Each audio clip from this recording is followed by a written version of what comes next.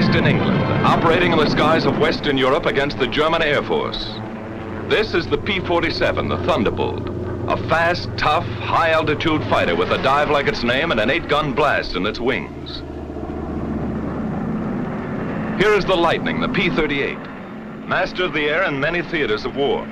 The long range and concentrated firepower of this great fighter counted in Western Europe, too. The Mustang, the P-51, longest range fighter in the world. Speed, fast climb, quick dive, tight turn. A fighter pilot's dream. Into these three great fighters, America poured its genius, its millions of man-hours of labor, its faith in victory against the Luftwaffe. And in their single cockpits, it placed its carefully chosen sons, trained to a fighting edge, trained as never before. Here is their report, catch as catch could, by their own gun cameras in the instant of action, and delivered in return for your toil and your treasure and your high hopes.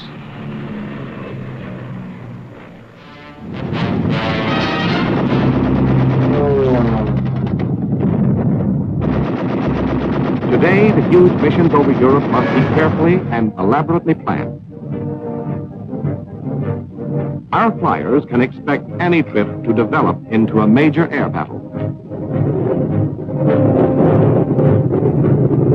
At a dozen scattered airfields, the bombers are assembled and moved to the starting lines.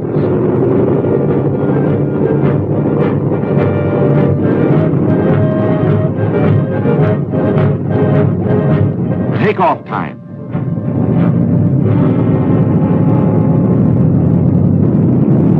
And the imposing forts and liberators thunder into the gray English dawn.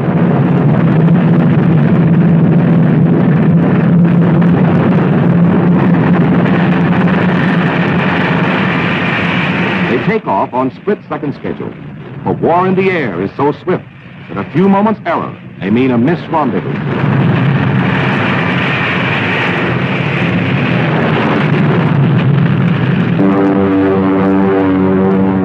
The fighter fields, thunderbolts are ready. They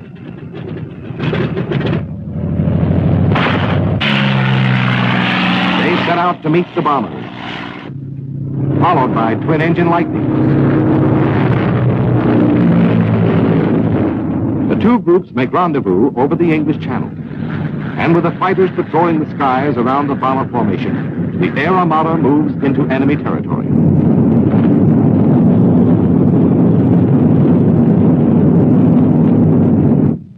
News of the approaching air invasion is flashed through the German warning system.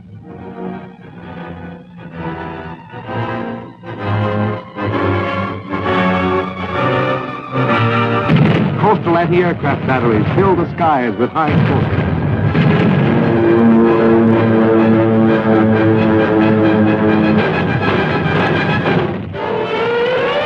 Alarm sirens wail over the German fighter fields, and pilots sprint to their planes.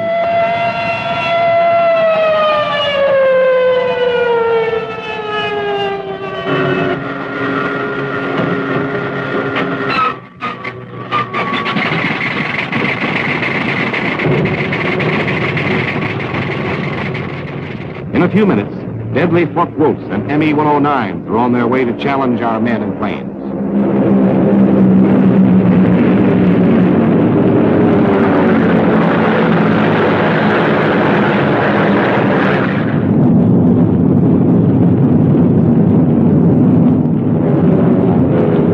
Our fighters peel off to meet the enemy threat, and the battle is on.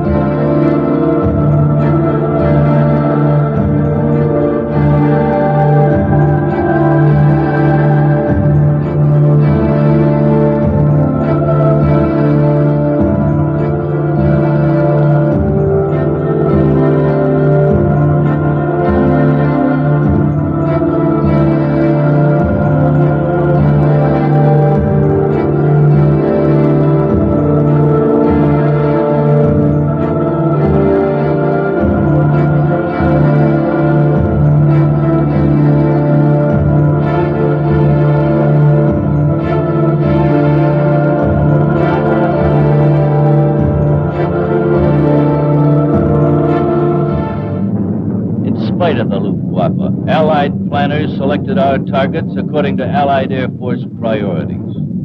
That's why, merely 3 hours after the 4th Bomb Wing had paralyzed the Nazis' Messerschmitt factory at Regensburg, we in the 1st Bomb Wing were on our way to strike Schweinfurt in the face of an aroused enemy. As we began to run into flak, our gunners could feel the entire German Air Force warming up. Flying in enemy territory, we felt like goldfish in a bowl, waiting for the attack. Strict radio silence was maintained, while trained eyes searched the sky.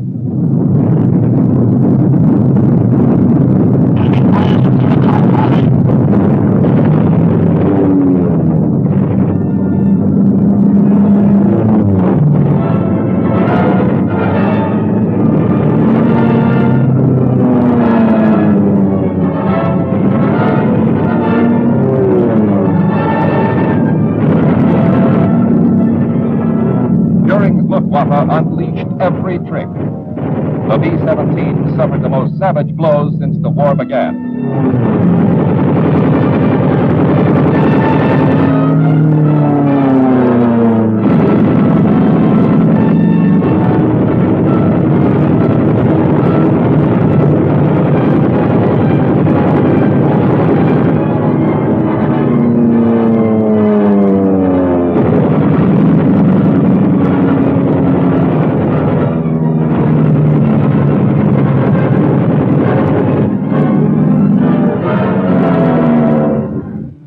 Although Jerry knocked 20 bombers out of the sky on the road to Schweinfurt, we never broke formation.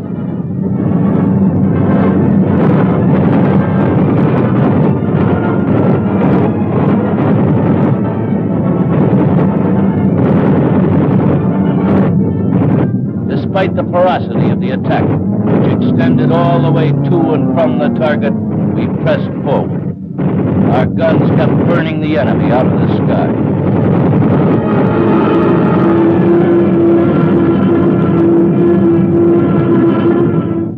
Approaching the bomb run began the most critical defensive period.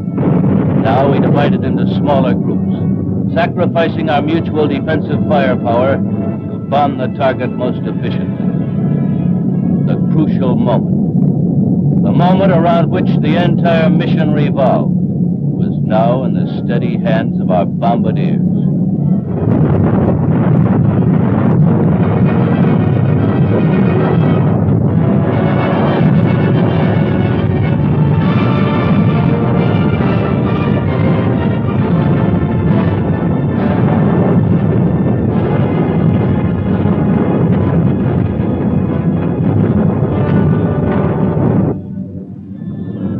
After getting 80 hits on the 2 main ball-bearing plants, we could defend ourselves again, at least to the extent of evasive action against flak and fighter attack. But the main idea now was to get home fast.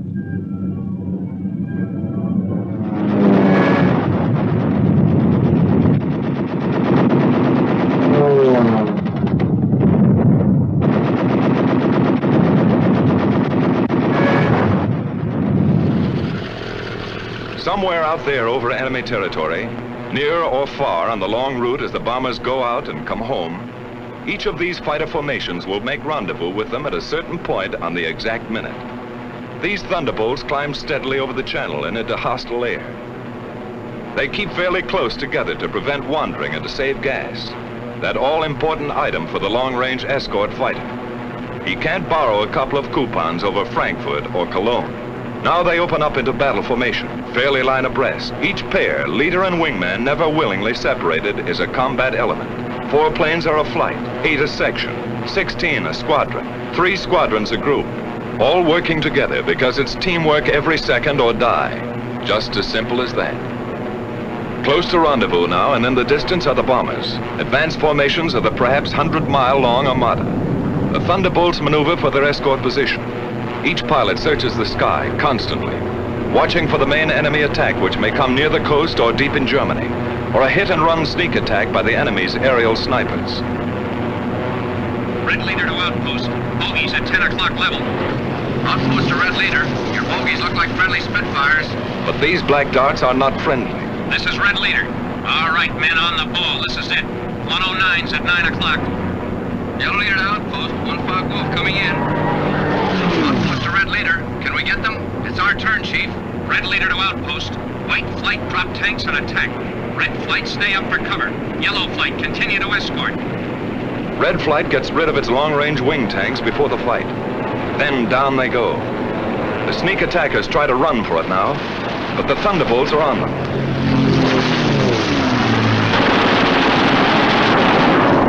With the touch of the finger on the stick, a camera and 8 machine guns are put into action. Small cameras set on the wings make the record. Poor pictures due to gun vibration. But you see it when it happened, as the pilot saw it.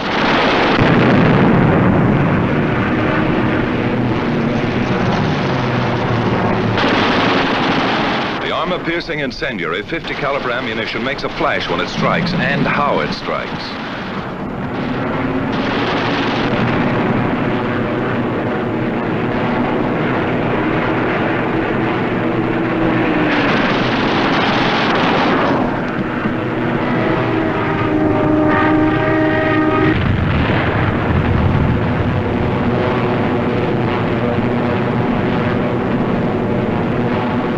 Bombers, ready with their own guns for anything that slips through, didn't need them this time. All over now, just a skirmish, part of the escort routine. The flight reforms and climbs to regain its position with the rest of the squadron. In the distance, coming in to relieve the Thunderbolts, is a group of Mustangs. This is red leader. Okay, men, it's time to break escort. Mustangs coming in at 8 o'clock. The Thunderbolts break escort. They head for home, watching for every possible strafing target on the way. The Mustangs, far in the distance, sweep the surrounding sky as they come in. Next to the belly or wing tank, which doubled the fighter range, the most important feature of long-range fighter escort was the relay system. Because of differences in bomber and fighter speeds and the need of much weaving, fighters used up their time and distance almost twice as fast as the bombers. Thus, the same group of fighters could remain with the bombers only 25 to 40 minutes out of a 6 or 8 hour mission, going and coming. And 1,000 fighters might be needed to keep anything from 40 to 100 on the job at all times. While the enemy could strike with 250 at any point he selected, our fighter groups had to relieve one another at rendezvous points all along the route, like this. Simple in diagram, but difficult in the limitless, often weather-blinded spaces of the enemy air. It took planning, leadership, and most of all, it took individual fighting skill and courage to match the enemy's tactical advantages. Forewarned an hour and a half by his radar as our bombers gained altitude over England, he had plenty of time to mass his fighters at his chosen point of attack and to outnumber our escort at anything from 2 to 1 to 10 to 1. This captured film shows how quickly the 109s and the Focke-Wulf 190s got into action. They were as grimly determined to stop these great daylight thrusts into their industrial heart as our bombers and fighters were resolved to press them home to the hilt.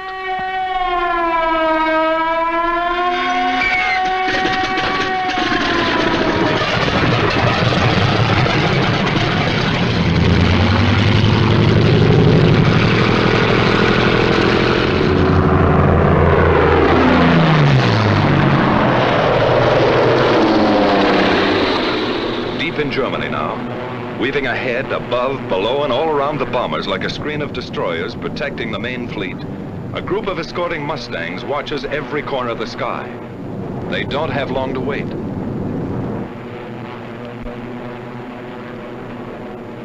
Ceaseless training plus battle experience has taught them to recognize the enemy almost by instinct. Where they are, how they act. First hostile aircraft is spotted. Blue leader here. Watch it, fellows.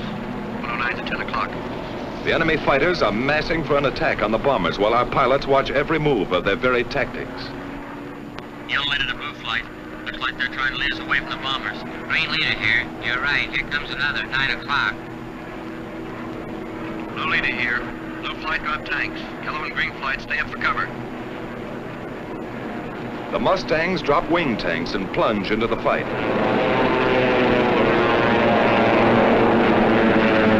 The head-on dive through the fortress's formation is a favorite. So fast sometimes and so many, our fighters cannot head all of them off. The Huns make a sneak attack on our bombers from behind. Some of them get in close as this captured enemy gun camera film shows and hammer our bombers with their 20 millimeters. It's punishing, but they shall pay. The Mustangs are in the thick of it, and the battle ranges all over the sky as other formations join in.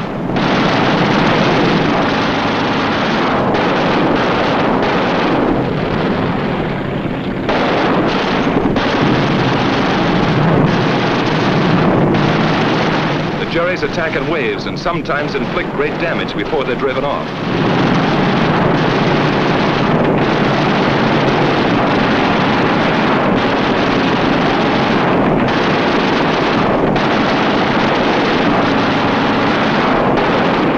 B-17 catches fire and goes down in flames. The German pilots are determined. So are ours. To the death.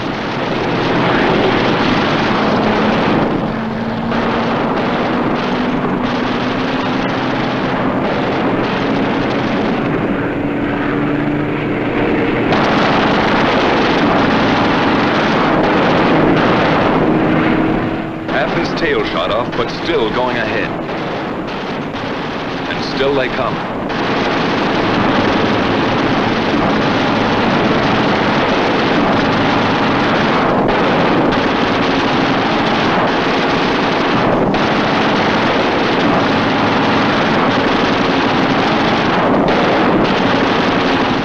We lose another, but they cannot stop us.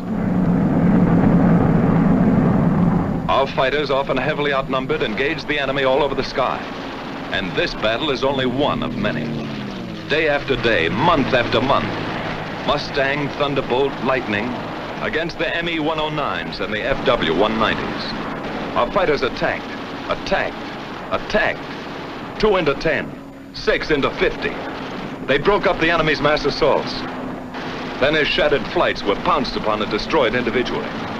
Our victory column soared at the rate of 4 to 1. Great and gallant days they were. Many new aces, many empty places. Victory, victory, death, victory, victory.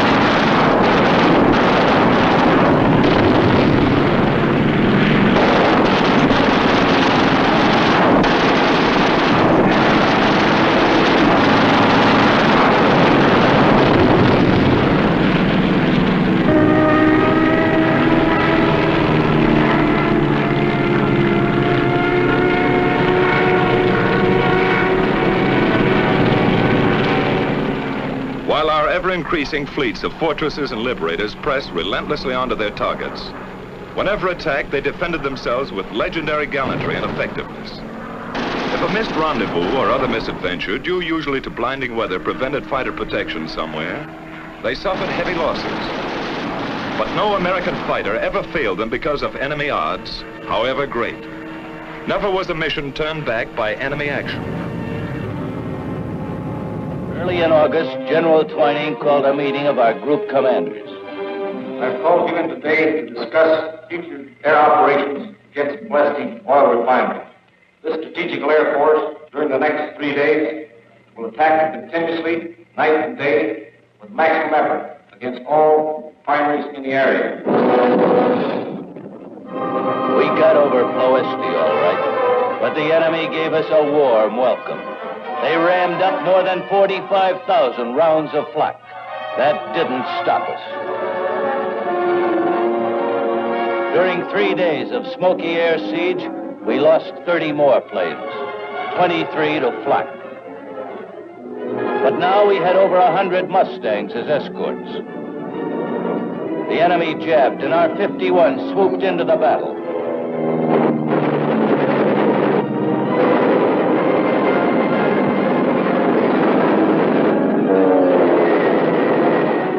Hit hard, enemy fighter strength fell apart. Displaying courage far beyond the call of duty, our boys drove the enemy into the ground.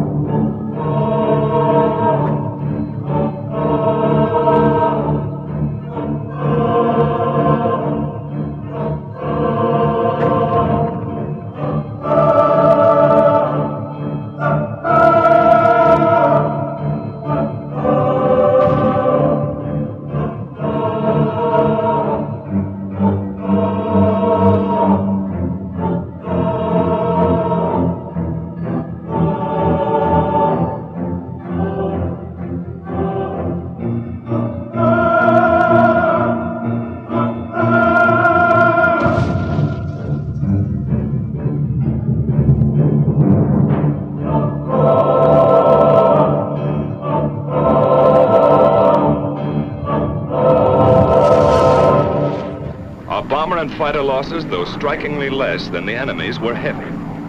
But the home front sent us more bombers and fighters, and more well-trained pilots, and our fleets grew mightier by the month.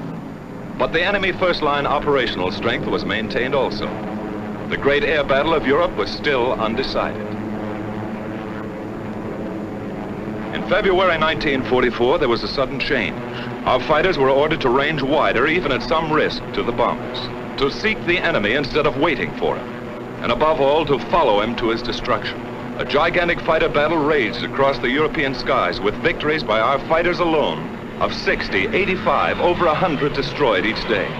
The fight came down from almost invisible heights to the final decision, perhaps only a few feet above the ground. Enemy warplanes of every kind and in fantastic numbers were splashed all over the landscape of northwestern Germany and occupied Holland, Belgium, France.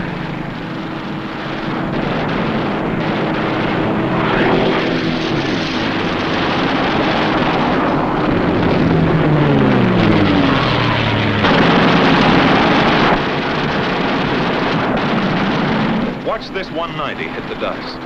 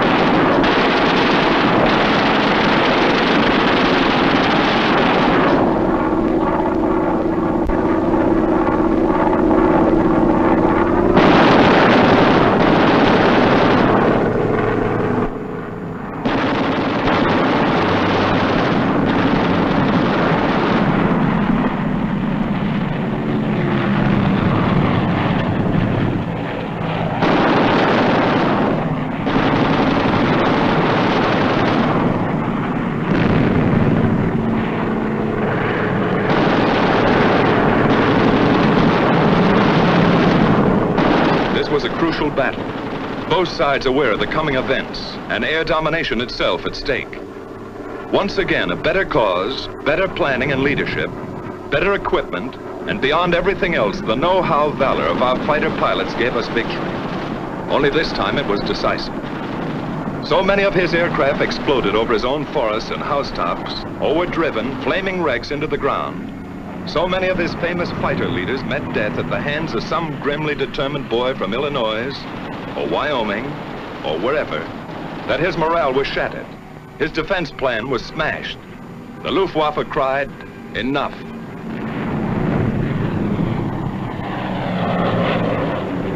And the day arrived when a huge 8th Air Force bomber mission with full fighter escort was flown to Berlin and back in good weather without challenge by a single enemy fighter.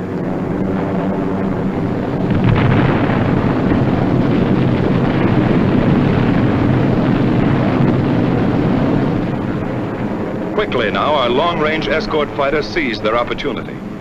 Since the enemy did not come up to fight, down they went to blast his planes to pieces and burn them on his own aerodromes all over Western Europe in the very heart of Germany. It was the most savage and devastating fighter ground attack on record.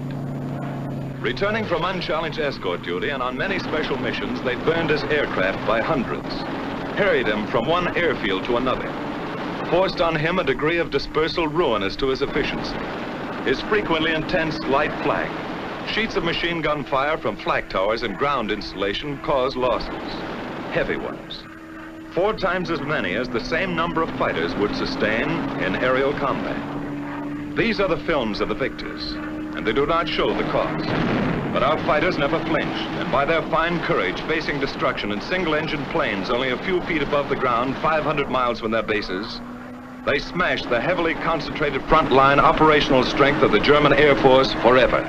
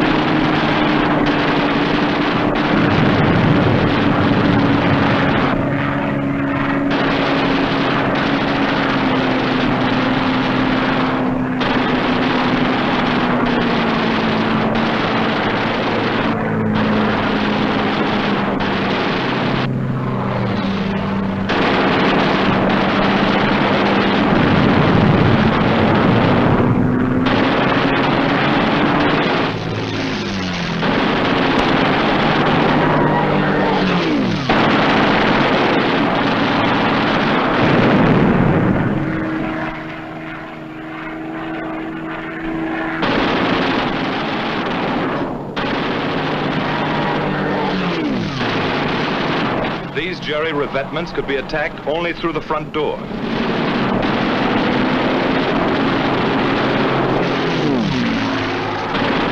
These copied Allied Invasion Day stripes failed to deceive our pilots.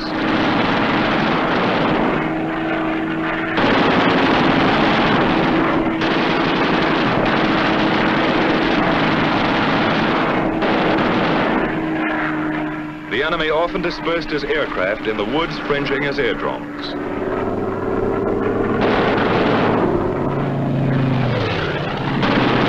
Always open season on this kind of sitting duck.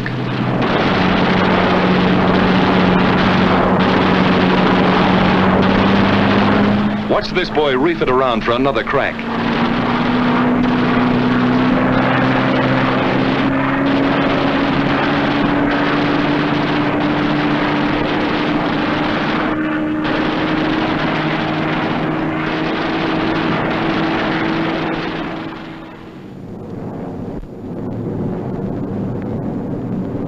Steady, relentless bombing of Germany went on without ceasing. Against the enemy's occasional desperate efforts to intercept, we maintained fighter escort every step of the way.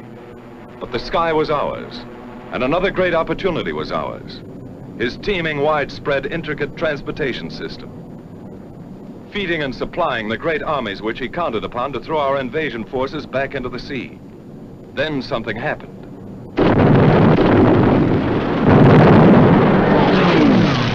The enemy's roads and railroads were struck with a mighty force of air power. They were tense days, crucial days, and both sides knew it.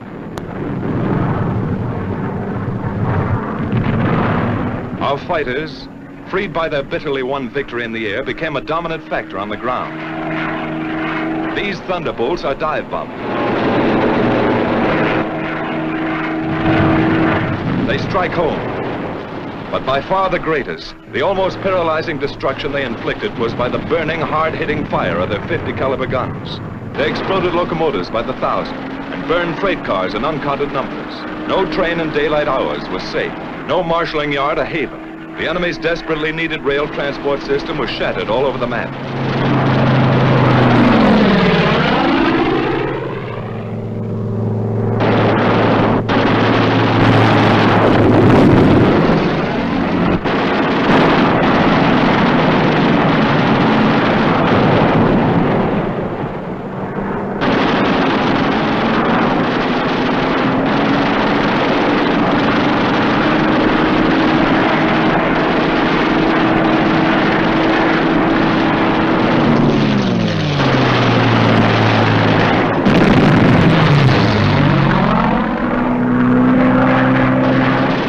Tank goes up, one of many.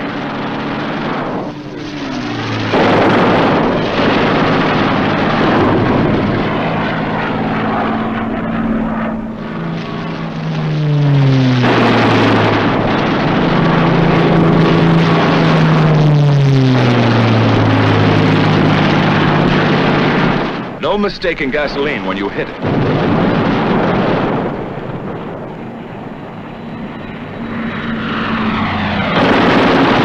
Target too small, even a single railroad car.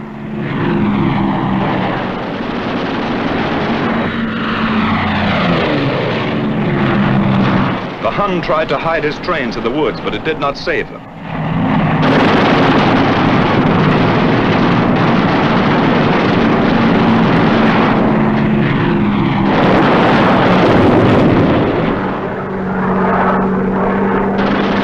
His diversion of traffic to slow-moving barges was no escape. The hail of our fighter fire swept the canals.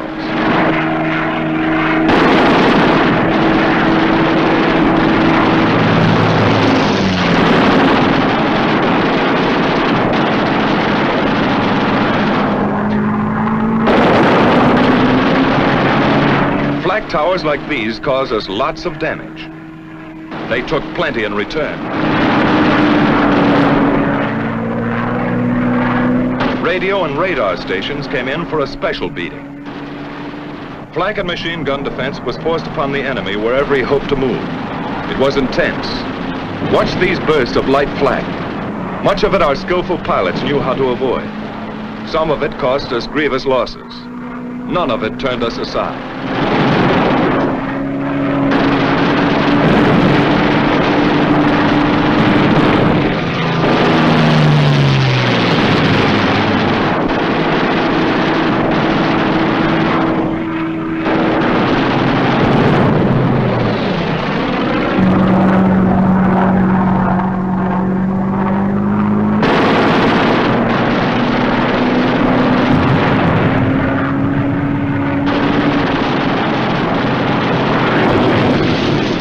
Enemy ammunition tried to run the gauntlet in vain. Watch this staff car of a high German officer. Was it Rommel? Could be.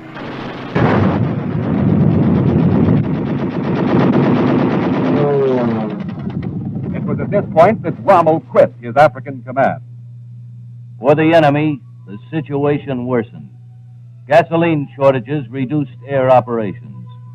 Squeezed into a steadily smaller pocket, they prepared to evacuate planes and key personnel to Sicily. About 20 men could escape in a Junker 52. High above them, the Allies watched and waited.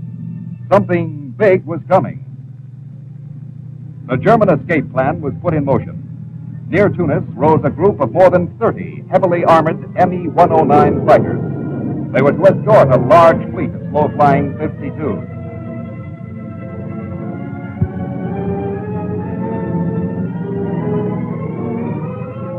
The hop to Sicily was a shuttle run of about 100 miles, less than an hour.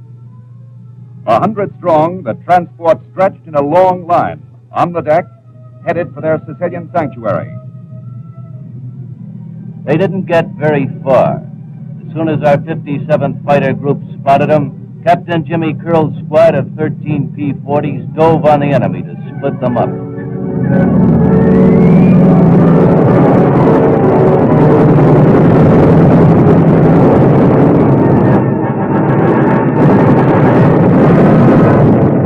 We had been chasing Germans since July 1942, but we never had a chance like this famous afternoon.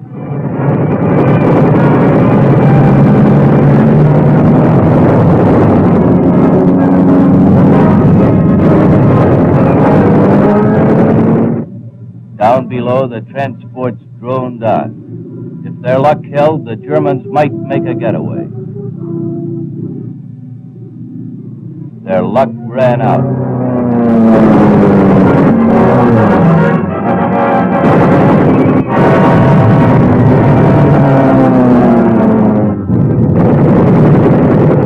The tail-end Charlies of the long escape line took their chances on getting back to their Cape Bon airdrome.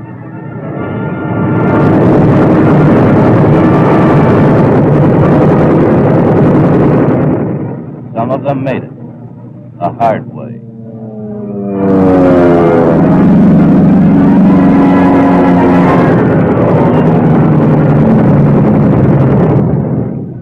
When the attack was over, we had destroyed 58 transports and 18 fighters. Lieutenants Duffy, Powers, and Cleveland each clobbered 5 transports. From then on, we sat over German airdromes and dared the Luftwaffe to come up.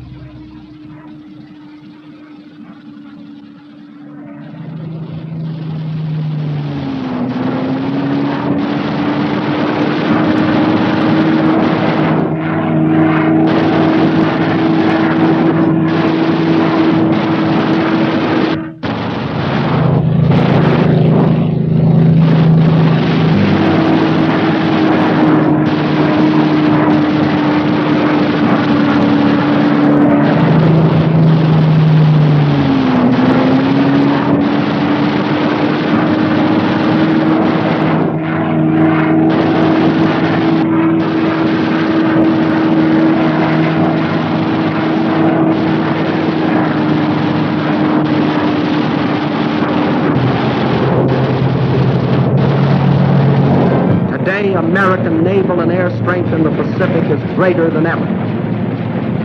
In the Battle of Midway, the Japanese have come to know our marksmanship. They've had more lessons in the Coral Sea, the Solomons, the Bismarck Sea.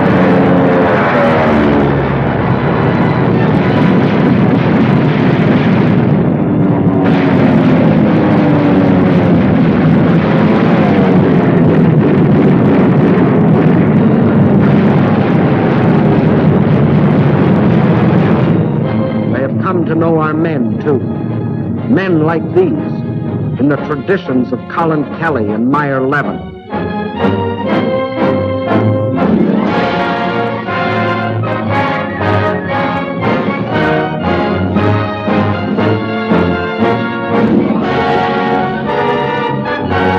They will get to know them still better. And their ships have come to know the accuracy of our bomb sights and the force of our anger. Thanks, Mr. Tojo, for letting us see your pictures. Now take a look at some of ours. These are your ships, Mr. Tojo. And these are your subjects, but our prisoners. You remember December 7th, gentlemen of Japan.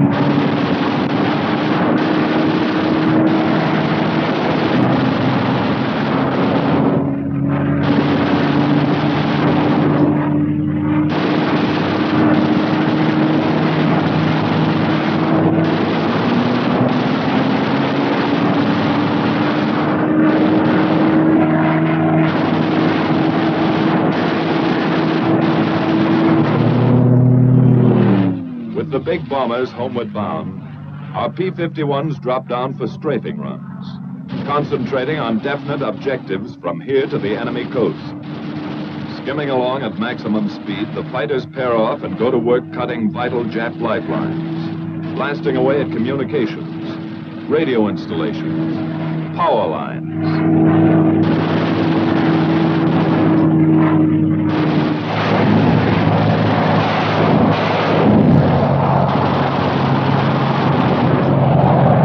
Swooping down on enemy transportation, railroads, marshalling yards, small suburban factories.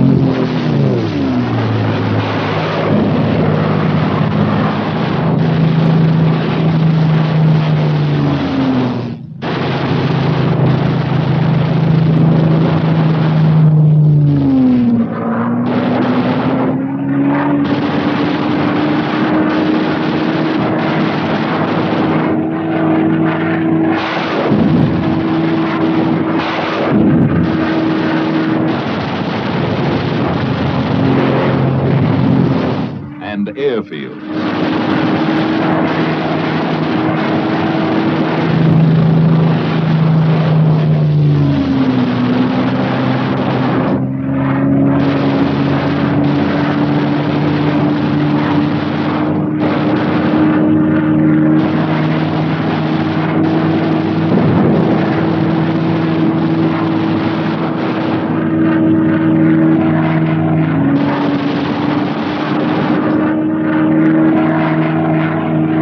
Then on to shipping targets. Freighters, fishermen, trawlers, harbor and coastal craft.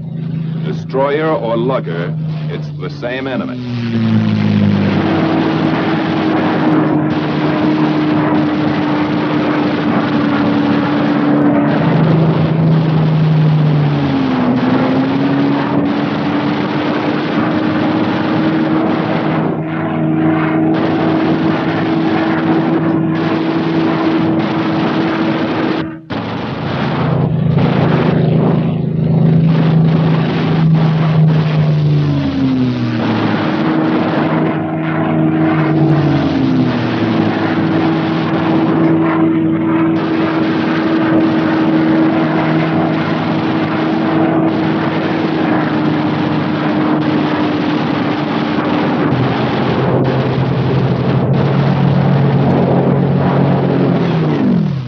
Spring of the war finds us on Okinawa, doorstep of Japan. In desperation, the enemy launches mass suicide attacks, called kamikaze or divine wind, for a storm that saved Japan from an invasion fleet in times past. In all, Japan sends more than 2,500 planes out, laden with high explosives, to hurl themselves down on the decks of the fast carrier force. Most are brought down before reaching their targets. Some fulfill the goal of the divine wind.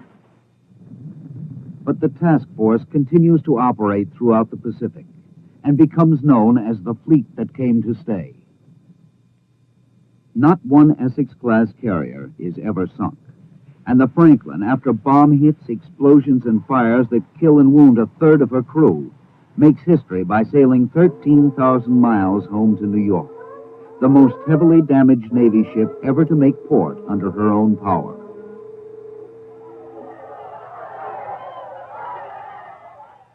With the Japanese surrender in 1945, a war ended in which the aircraft carrier had taken the place of the battleship as the spearhead of naval power. Our carriers had been required to cover great ocean areas, and their aircraft to hit targets against the opposition of powerful sea and air forces. This they did.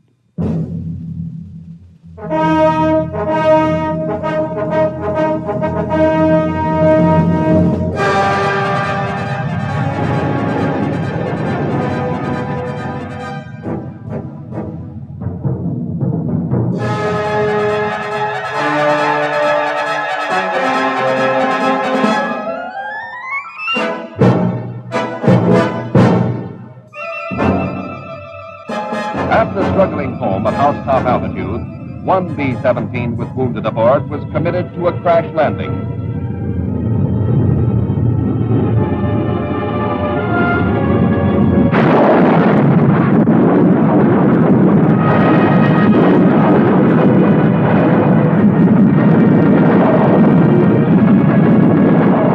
The name of the ship was My Prayer.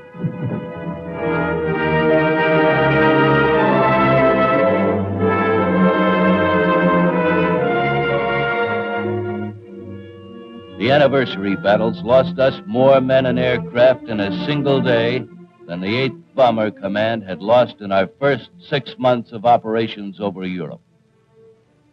We who carried the war 500 miles to the enemy's industrial heart knew better than anyone how expensive it was.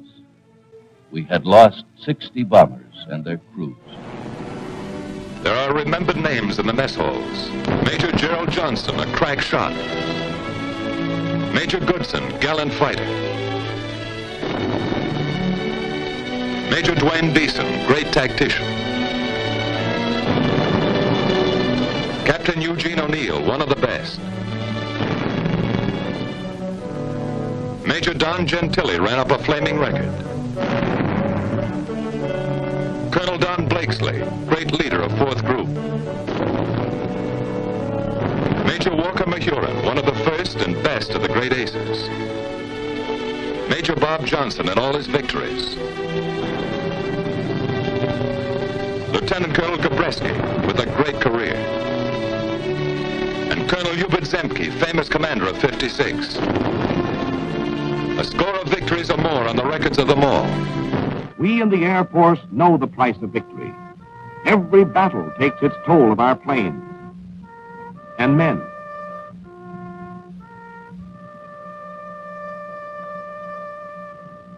Our enemies think that we will flinch at the prospect of further casualties and settle for a compromised peace.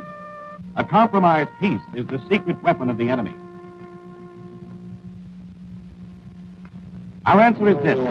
In the skies above these flyers who died, there will be no compromise. In enemy skies all over the world, there will be no peace. Our bombers and fighters will rise in ever-increasing numbers. The roar of our motors, the pounding of our guns, the flight of our bombs. These sounds will never cease until our enemies below are destroyed.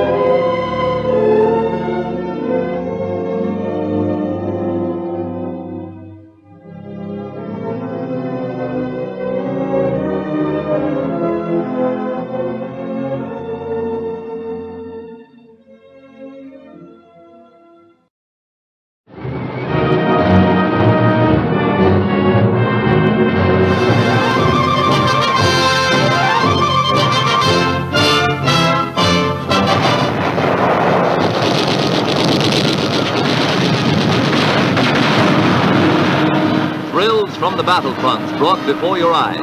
Thrills experienced by our fighting men in the air, on land, and on the sea. Thrills that bring grim warfare close to home.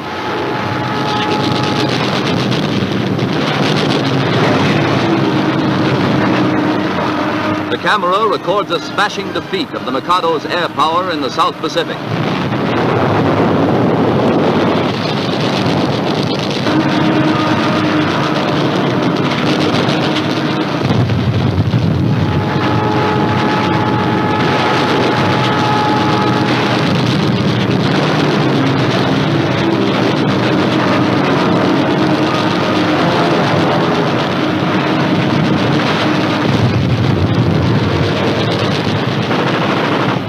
Here's the greatest camera thrill of the entire action, the complete scene of a Zero's flaming end.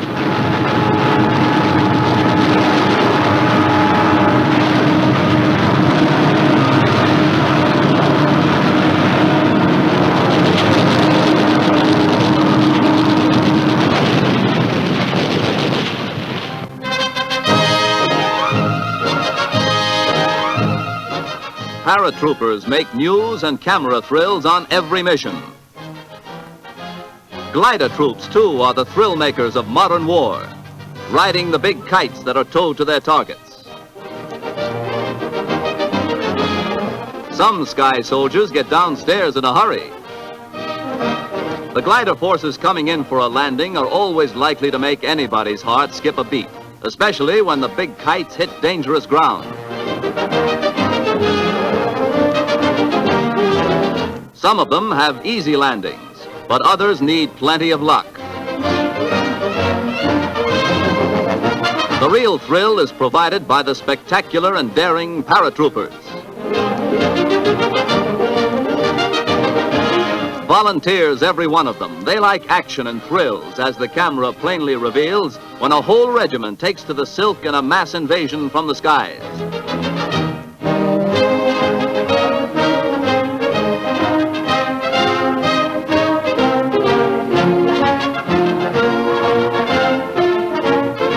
The real paratrooper calls this a perfect landing.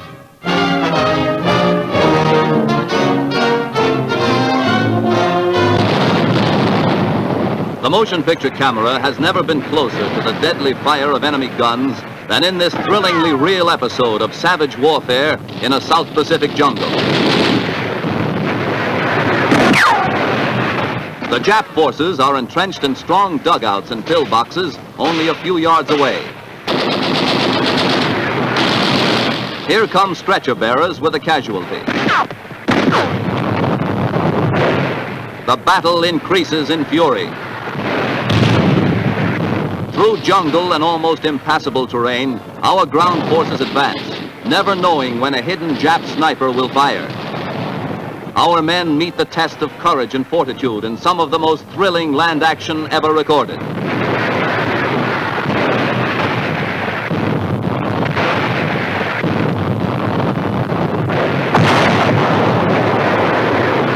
There's a major general in the front lines.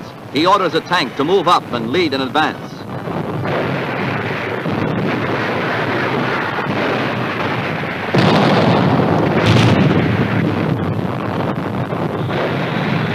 Now flamethrowers go into action to burn the Japs out of a strong position. And there's no more dangerous job than to stand up under fire so close to the enemy.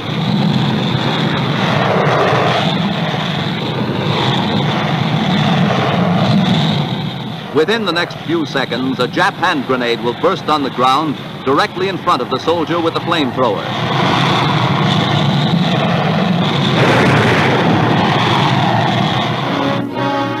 The battle's aftermath, covering the ground like autumn leaves in a forest swept by the storm.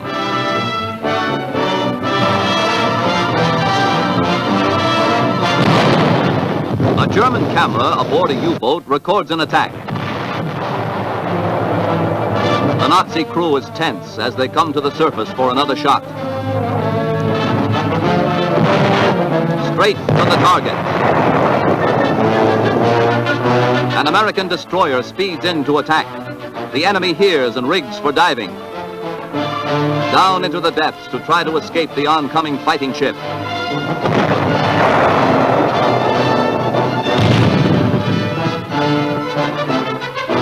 Depth charges are dropped in a deadly pattern.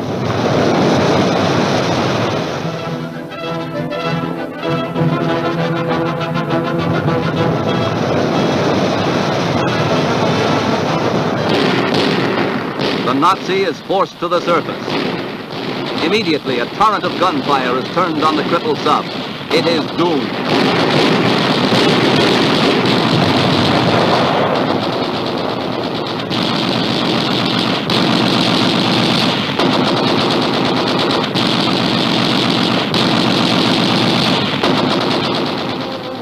The destroyer sends a rescue boat for survivors. And so ends a camera thrill and its aftermath in mid-ocean.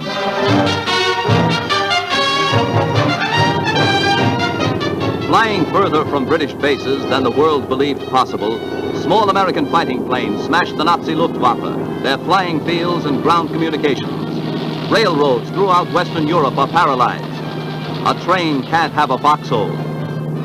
The bombers, too, have furnished camera thrills, with some of their spectacular missions deep into Germany to smash into ruins the factories producing enemy aircraft.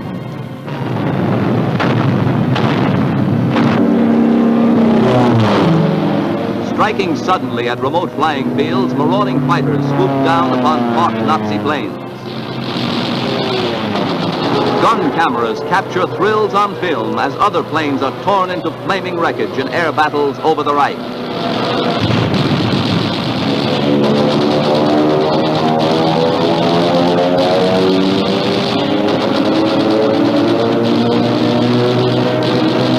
Machine gunners on big bombers boost the score, but the fighter planes rule the air and leave destruction on the ground.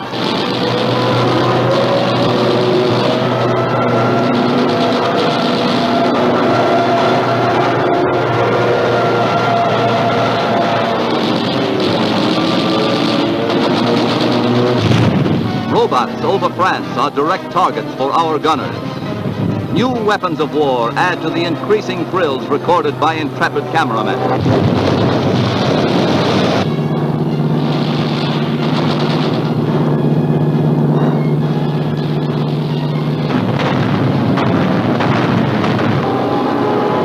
Now the camera catches a disabled American bomber in a breathtaking, dangerous ground loop.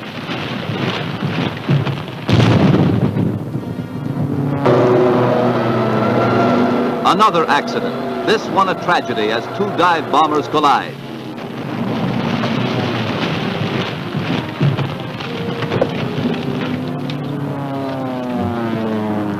Watch it again. They hit. There goes a wing. Flaming destruction.